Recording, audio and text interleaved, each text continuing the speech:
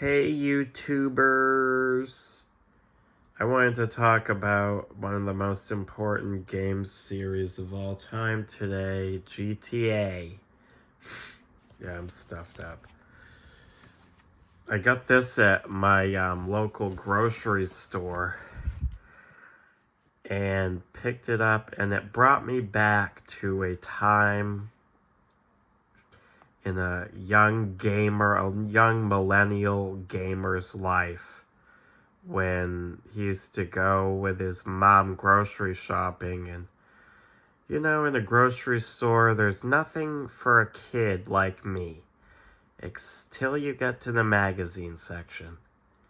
And they used to have gaming magazines, and they were very exciting.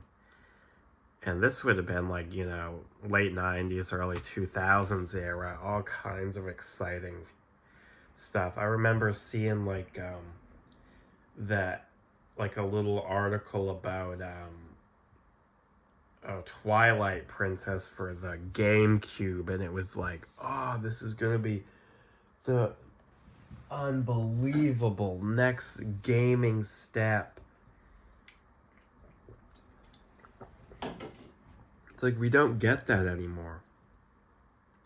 We don't get that game release that people wait in line at a Walmart at midnight for anymore. And that's what we did have last time Grand Theft Auto released a game. And that's the hope, is that with GTA 6 there'll be some of that magic again. This is a neat little magazine. I like it because it has, it's set in this, specific time and place before GTA 6 came out, and there's all this hype around it. And that's why I like it. I mean, 20 years from now, this will be really interesting to look at. It's basically a history of the whole series, and I really like how it starts about right back to, because I didn't know this about, first GTA was based on Race and Chase for the, what was it, DOS, or was it, Commodore Amiga, right, it was the Amiga. But then, due to a bug, the cops started aggressively chasing the player, so they decided to change the whole gameplay around, and it ended up being the first GTA, which was released on DOS and PC, or DOS and Windows, originally in November 97. Then it was very quickly ported over to the PlayStation the next month. And then, see if I can, they were actually planning on doing Sega Saturn and N64 ports. That's really interesting. But they actually did a Game Boy Color port 2 years later. And I'm probably going to try to get that Game Boy Color port.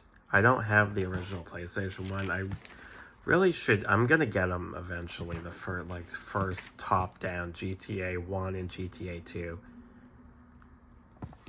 Then, of course, GTA 3 is one of the most important leaps in video in any series, I think. It's just GTA 3 created some this whole new genre almost. I mean, there was Shenmue.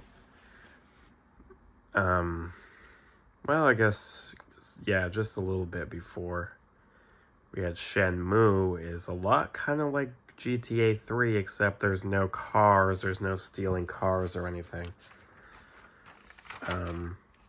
Talks about how important the PlayStation 2 versions were. Some of these, the PlayStation had the original port, the original version, then they ported it over to Xbox.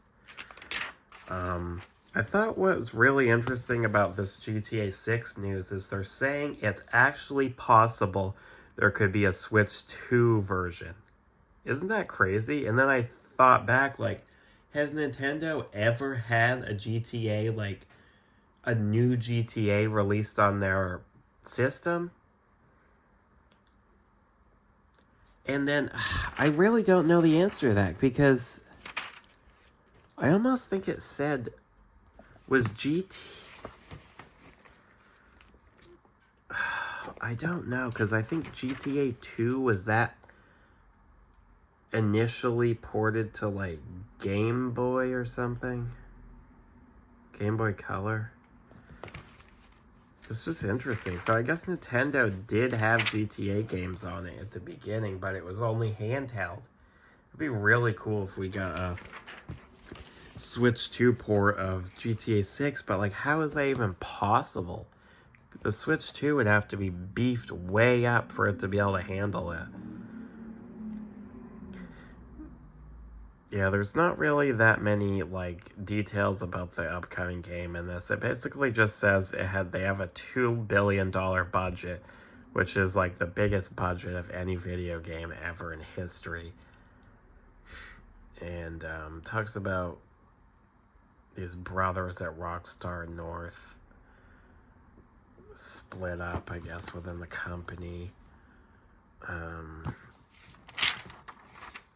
This thing was $15, which I wouldn't have even got it if I knew that. I thought it was going to be like $5. This talks about some of the controversies about, I didn't realize GTA 3 had so much controversies, but I never really played that one. I started with Vice City. And even then, I didn't really have it, like, to play until later on, because I didn't have a PlayStation 2, and my mom never would have let me have that if she knew what the hell it even was anyways. I mean, I was in high school before I bought, like, GTA San Andreas was the first one I bought on my own, and I beat it and everything.